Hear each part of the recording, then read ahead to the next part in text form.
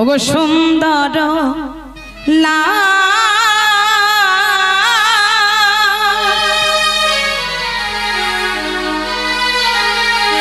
যশোদা দুলা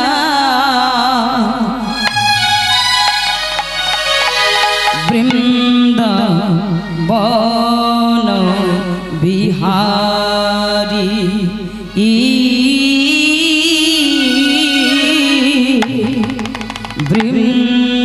বৃন্দাবন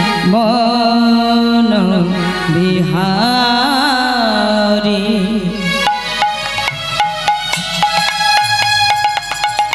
সুন্দর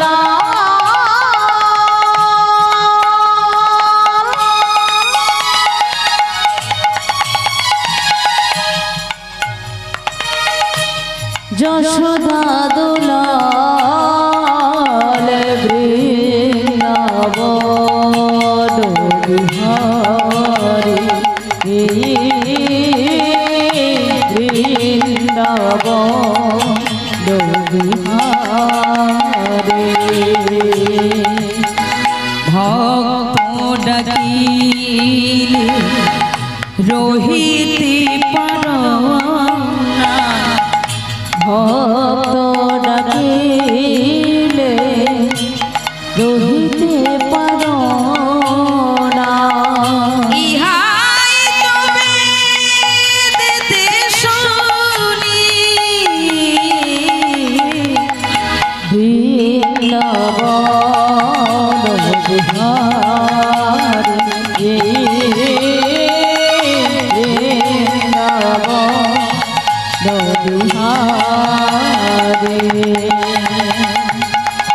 সুন্দর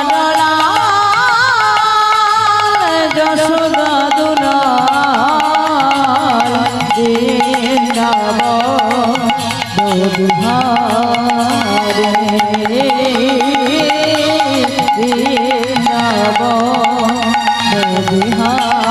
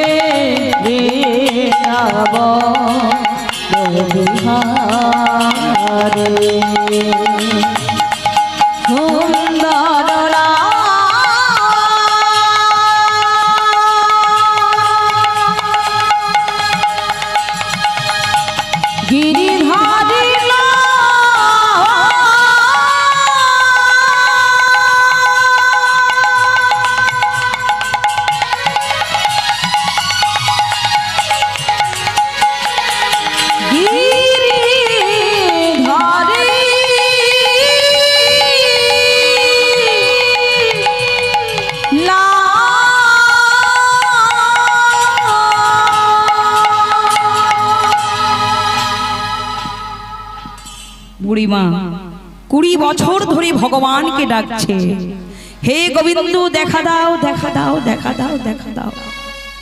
কোন ভক্ত যদি নয়নের জল দিয়ে এইভাবে 20 বছর ধরে ভগবানকে ডাকতে পারে, ভগবান কি না এসে থাকতে পারে বাবা? তা ভগবান এসে দাঁড়িয়েছে ভক্তের সম্মুখে। ভগবান বলে উঠলেন, বল বুড়িমা তুই কি চাস?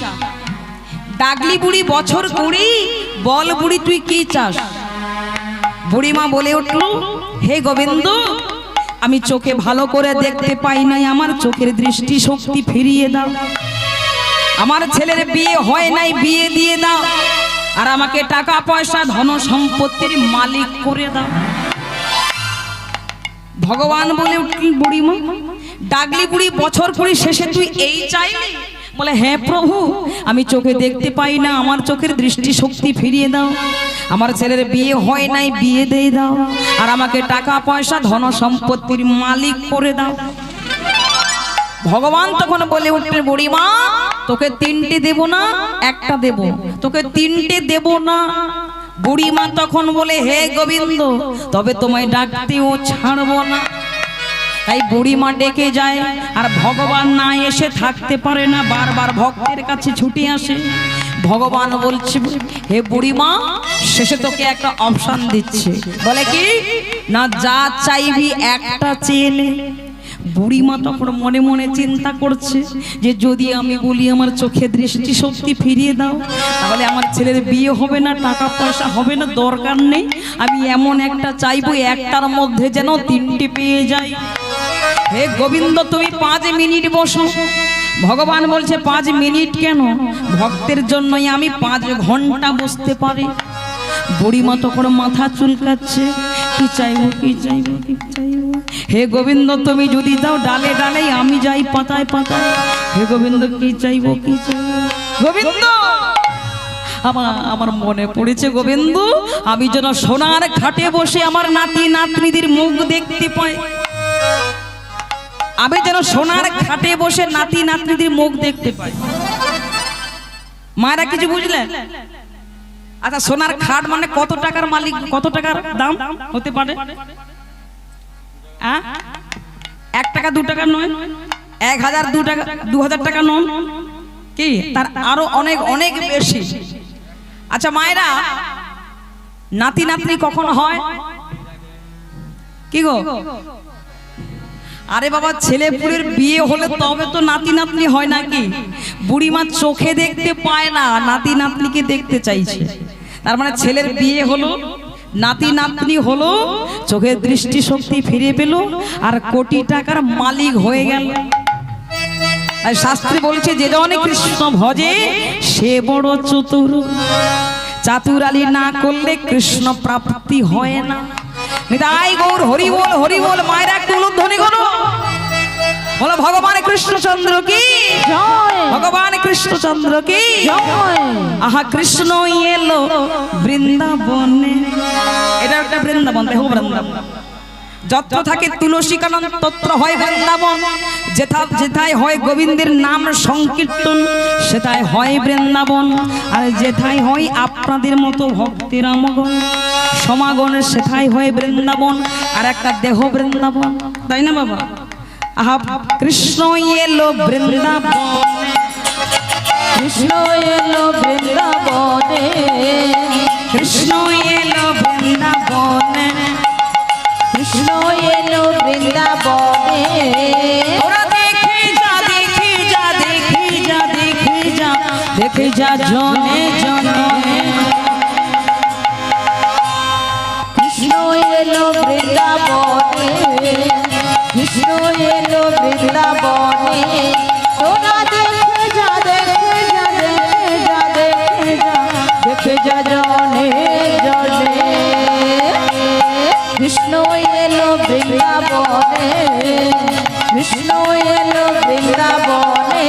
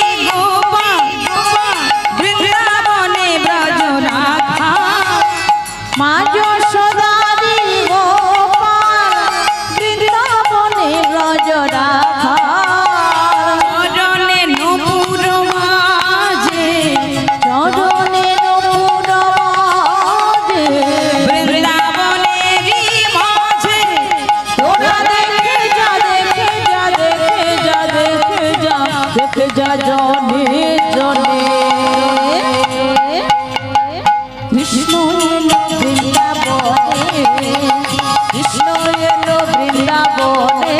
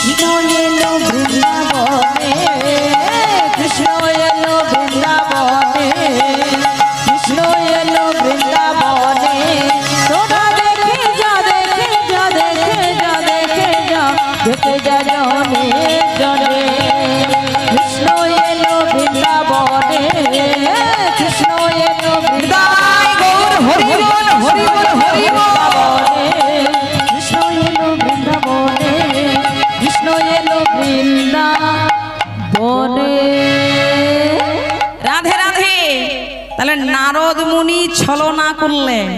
ছলনাটা কি? ভোলানাথের কাছে এসে বলে উঠলেন, বাবা তোমাকে প্রণাম করলাম, আশীর্বাদ দিলে, এখন মা যদি জানতে পারে নারদ এসেছিল, দেখা না করে চলে গেছে, তাহলে মায়ের মনে কত কষ্ট হবে। তাই বলছিলাম বাবা ভেতরে যাব, টুক করে মায়ের চরণে প্রণাম করে আশীর্বাদ নিয়েই চলে আস। এই নারদ, আমার অর্ধাঙ্গিনী সতীকে তার বাবার ঘরের কোনো খবর তুই বলবি না তো? বলছে বাবা তোমার অর্ধাঙ্গিনী সতীকে একদম কিচ্ছু বলবো না, বলবো না, বলবো না। ভোলানাথের কাছে বলল বলবো না, বলবো না, বলবো না, আর মনে মনে বলল বলবো বলবো বলবো। ওই যে যার যেমন ভাব তার তেমন লাভ। এবার নারদ মুনি চলে গেলেন ভেতরে। ভেতরে কে আছে? আহা বসে আছেন দক্ষ বালা, ত্রিনয়ন করে আলা। বসে আছেন দক্ষ বালা, ত্রিনয়ন করে আলা। বসে আছেন দক্ষ বালা, ত্রিনয়ন করে আলা। নারদ চলে যা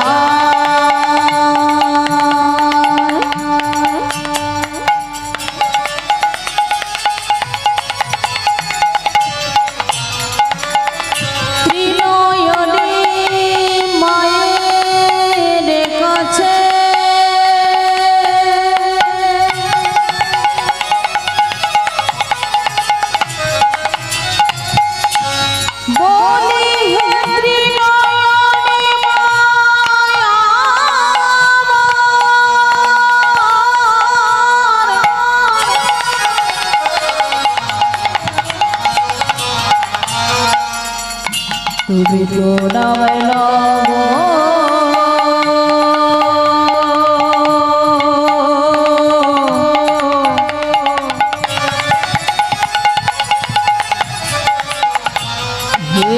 নয়নে মায়া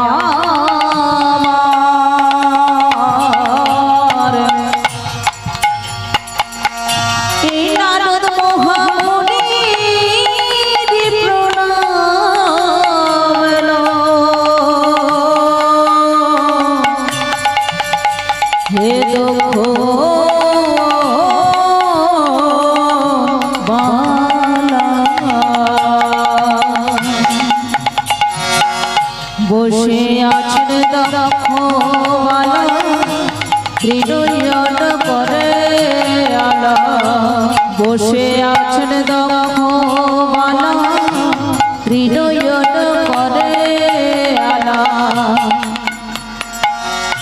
নারদ মুনি করিলেন প্রণাম মাকে নারদ মুনি করিলেন প্রণাম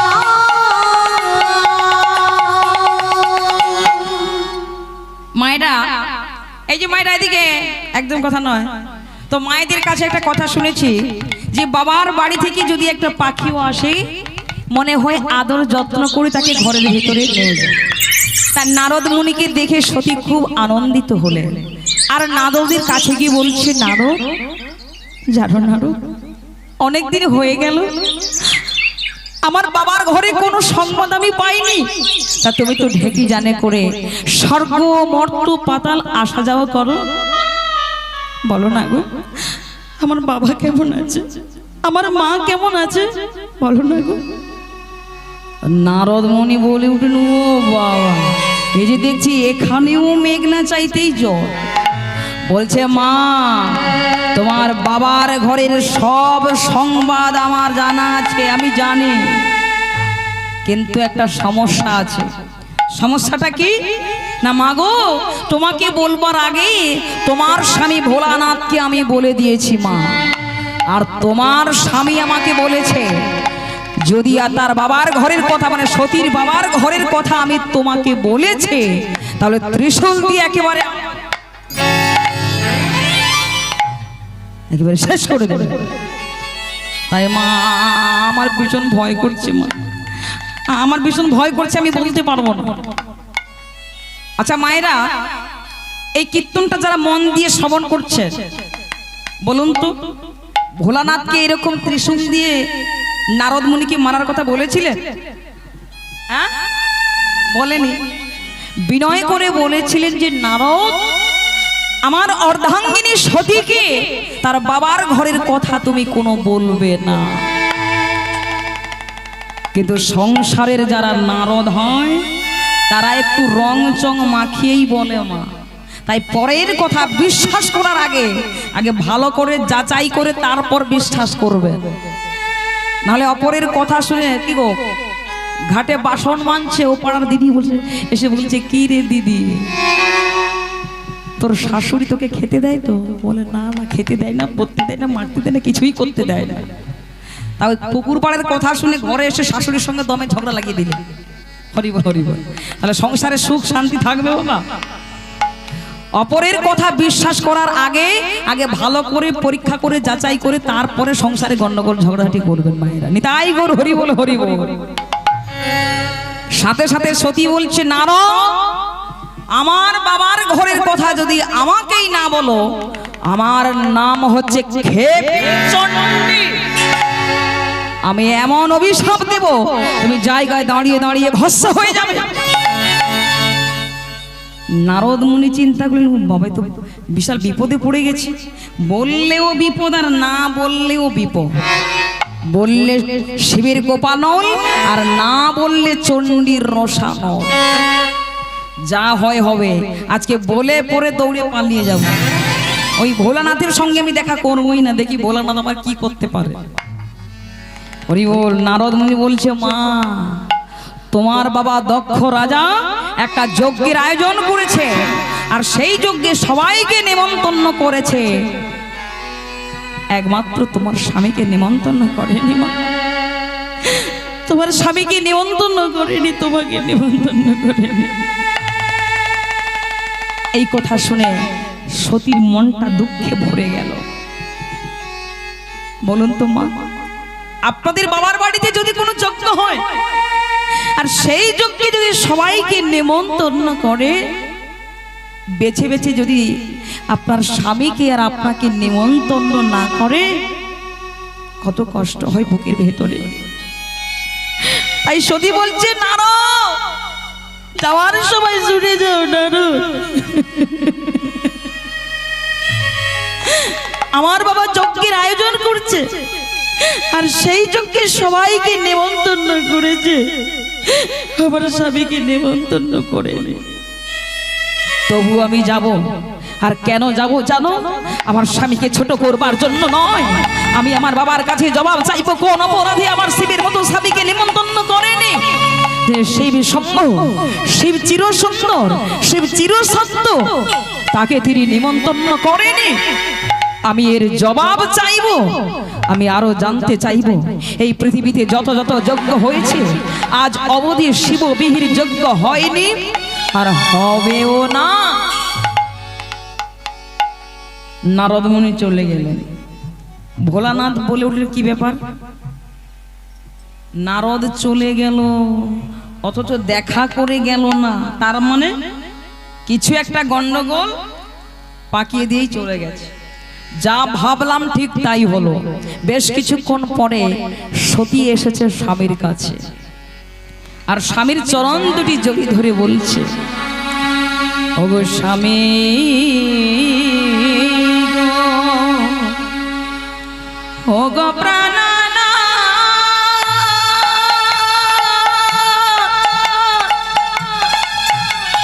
ওগো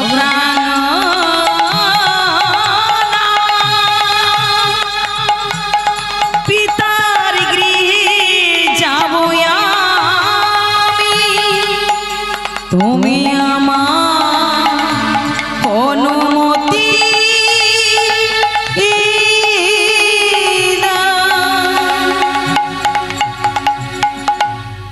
সতী।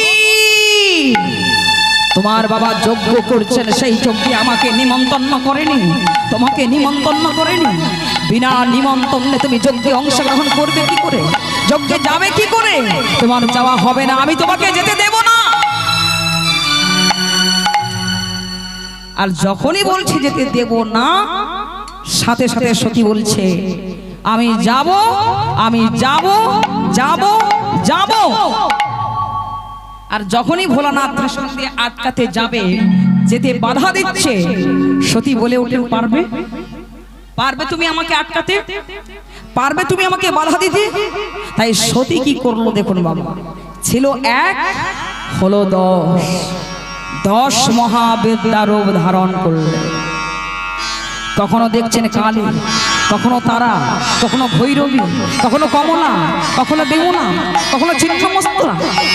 এইভাবে পর পর যখন 10 মহাবিদ্যা রূপ ধারণ করলো, ভোলানাথ তখন কাকে বাধা দেবে? তখন সেই সতীর চরণ কমলে পড়ে স্তব স্তুতি করছে। মায়েরা একটা উলুধ্বনি করুন। কি গো মায়েরা ঘুমিয়ে যাচ্ছেন নাকি? মায়েরা একটা উলুধ্বনি করুন জোরসে।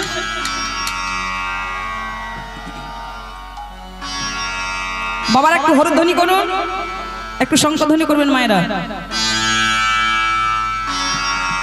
তং স্বাহা তং স্বধা তং হি বসতকার সরাদমিকা সুধা তমক্ষরে নিত্যে ত্রিধা মাত্রামিকা স্থিতা অর্ধা মাত্রা স্থিত্য়া নিত্য ইয়ানুচার্য বিশেষতঃ তমেব সাতং সাবিত্রী তং দেবী জননী পুরা তৈবং ধার্যতে সর্বং তৈতৎ সিদ্ধ্যতি জগৎ তৈতৎ পালয়তে দেবী তম শান্তি চ সর্বদা বিশিষ্ট সৃষ্টি রূপা স্তম্ভৃতি রূপা চ পালনে তথা সংহৃতি রূপন্তে জগত সে জগৎময়ে মহাবিদ্যা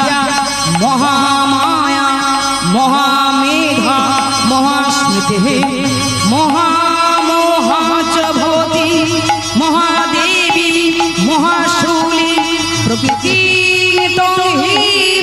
সর্বস্ব গুণত্রয় বিভাবিনী কালরাত্রি মোহরাত্রি মোহরাত্রি স্নারণা তং শ্রী তমেশ্বরী তং হি তদ্বুদ্ধিক মোদক লক্ষণা লজ্জা পুষ্টি তথা দৃষ্টি তং শান্তি শান্তিরেব চ হরিণী শূলিনী ভোরা গদিনী চক্রণী তথা শঙ্খিনী সাপিনী বাণ ভূষণী পরিগৌধা সৌম্যা সৌম্যা রাশেষ সৌম্যা ভাস্তি সুন্দরী পরাপরাণাং পরমাং তমেব পরমেশ্বরী।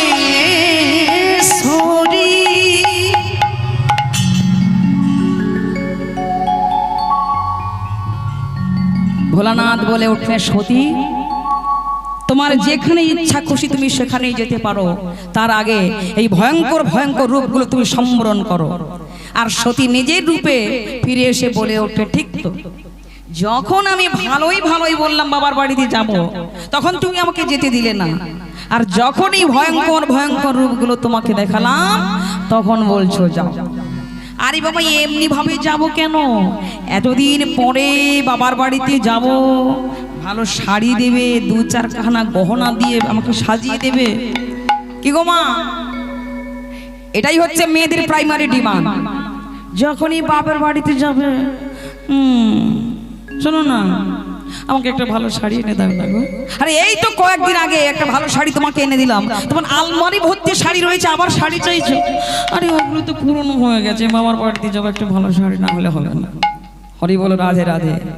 কোনো আপত্তি নেই মা, যদি স্বামীর সামর্থ্য থাকে তাহলে চাইতে পারেন। হয়তো স্বামীর দেওয়ার সামর্থ্য নেই, আপনি বারবার চাপ দিচ্ছেন, তখন সংসারে গন্ডগোল হবে, ঝগড়াঝাটি হবে। হরি বল রাধে রাধে। তা মা কি করেছে, সুন্দর করে সাজগোজ করছে, বাবার বাড়িতে যাবে। মায়েরা যখন বাবার বাড়িতে যায় তখন সুন্দর করে সাজগোজ করে। মায়েরা একটু সাজতে ভালোবাসে, তাই না মা? সব মেয়েরা একটু সাজগোজ করতে ভালোবাসে, চোখে একটু কাজল, মুখে একটু লিপস্টিক, আর সিঁথিতে লম্বা করে একটু সিঁদুর পরে, তাই না? এই সিঁদুর পরার একটা নিয়ম আছে মা, এই সিঁদুর পরতে গেলে একটা নিয়ম আছে। মা সীতা যখন সিঁথিতে সিঁদুর পরতেন, এই দুটো আঙুলে করে সিঁদুর পরতেন। এই আঙুলটার নাম হচ্ছে তর্জনী, আর এই আঙুলটার নাম হচ্ছে মধ্যমা। তর্জনী দিয়ে কোন রমণী যদি সিঁথিতে সিঁদুর পরে, তার স্বামী স্ত্রীর বন্ডিংটা ভালো থাকে, মানে সম্পর্ক ভালো থাকে। আর এই মধ্যমা দিয়ে যদি কোন রমণী সিঁথিতে সিঁদুর পরে, তার স্বামীর পরমায়ু বৃদ্ধি হয়, তার স্বামীর পরমায়ু দীর্ঘায়ু হয়। মায়েরা আমার দিকে একটু দেখবেন, মা সীতা এই দুটো আঙুলে করে সিঁথিতে সিঁদুর করছে। আর এমন সময় পেছন থেকে রাম ভক্ত হনুমান এসে বলছে, মা ও মা, এই হনু, এই জন্য লোকে তোকে বোকা বলে। বলে কেন না, কোন রমণী যখন সিঁথিতে সিঁদুর পরে, ওটা তার মঙ্গলের জন্য পড়ে। আর ওই সময় কোনো মেয়েকে পিছু ডাকতে নাই, তুই আমাকে পিছু ডাকলে বাবা। হনুমান তখন লজ্জা পেয়ে বসে আছে। আর মা সীতা যখন সিঁথিতে সিঁদুরটা পরে নিল, হনুমান ছুটে এসে মায়ের চরণে প্রণাম করে বলছে, মা তুমি সিঁথিতে কি পড়ছো গো? আরে হনু, আমার স্বামীর মঙ্গলের জন্য আমি একটু সিঁথিতে সিঁদুর পরছি বাবা। মা গো, তুমি সিঁথিতে লম্বা করে পড়ছো কেন? ওরে হনু, এ জগতে যে নারী যত বেশি লম্বা করে সিঁথিতে সিঁদুর পরবে, তার স্বামীর পরমায়ু তত দীর্ঘায়ু হবে। আর যে রমণী যত খাটো করে সিঁথিতে সিঁদুর লাগাবে, তার স্বামীর পরমায়ু তত, আমি আর বলতে পারবো না মায়েরা, আপনারা বুঝেন। তাই হরিবল হরিবল।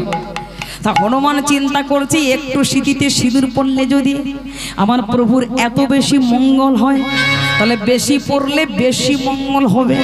তা হনুমান কি করছে, সিঁদুরের কৌটাটা 100 হাত দূরে নিয়ে গিয়ে সারা অঙ্গে মেখে নিয়েছে, সারা অঙ্গে ঢেলে নিয়েছে, সারা অঙ্গে মাখছে বসে বসে। আর সীতামা এসে বলছে, এই হরু, পুরো সিঁদুরটা তুই নষ্ট করে ফেললি বাবা। হ্যাঁ মাগো, একটু সিঁদুর পড়লে যদি আমার প্রভুর একটু মঙ্গল হয়, তাহলে বেশি পড়লে বেশি মঙ্গল হবে। আর সেই জন্য আমি সারা অঙ্গে মেখে নিয়েছি। আর এই জন্য দেখবেন হনুমানের গায়ের রংটা কেমন বলুন তো? কি গো, হনুমানের গায়ের রংটা কেমন? লালচে colour, brown colour. Radhe Radhe, Hari বল রাধে রাধে। বল পবন পুত্র হনুমান জিউ কি জয়, পবন পুত্র হনুমান জিউ কি জয়, পবন পুত্র হনুমান জিউ কি জয়। আলি রে মোহে লাগে বৃন্দাবন নিকো, সখী রে মোহে লাগে বৃন্দাবন নিকো। আলি রে মোহে লাগে বৃন্দাবন দেখো, সখী রে মোহে লাগে বৃন্দাবন দেখো। লাগে বৃন্দাবন নিকো, লাগে বৃন্দাবন নিকো। আলি রে মোহে লাগে বৃন্দাবন নিকো। আলি রে মোহে লাগে বৃন্দাবন দেখো, রাধে শ্যাম শ্যাম শ্যাম সীতারা, রাধে শ্যাম শ্যাম শ্যাম সীতারা। রাধে শ্যাম শ্যাম শ্যাম রাধে শ্যাম, সীতারাম রাম রাম রাধে শ্যাম। রাধে শ্যাম শ্যাম শ্যাম রাধে শ্যাম, সীতারাম রাম রাম রাধে শ্যাম। ঘর ঘর তুলসী ঠাকুর সেবা, ঘরে ঘর তুলসী ঠাকুর সেবা, ঘর ঘর তুলসী ঠাকুর সেবা। ঘরে ঘর তুলসী ঠাকুর সেবা। দর্শন গোবিন্দ জি গো, দর্শন গোবিন্দ জি গো। আলি রে মোহে লাগে বৃন্দাবন দেখো, আলি রে মোহে লাগে বৃন্দাবন দেখো। রাধে শ্যাম শ্যাম শ্যাম রাধে শ্যাম, সীতারাম রাম রাম রাধে শ্যাম। রাধে শ্যাম শ্যাম শ্যাম রাধে শ্যাম, সীতারাম রাম রাম রাধে শ্যাম। রাধে শ্যাম শ্যাম শ্যাম রাধে শ্যাম, সীতারাম রাম রাম রাধে শ্যাম। রাধে শ্যাম শ্যাম শ্যাম রাধে শ্যাম, সীতারাম রাম রাম রাধে শ্যাম। হরি বল, রাধে রাধে। মা সীতা কি করেছে? লাল পাড় সাদা শাড়ি পরেছে, সেটিতে সিঁদুর পরেছে আর পায়ে আলতা পরেছে। ভোলা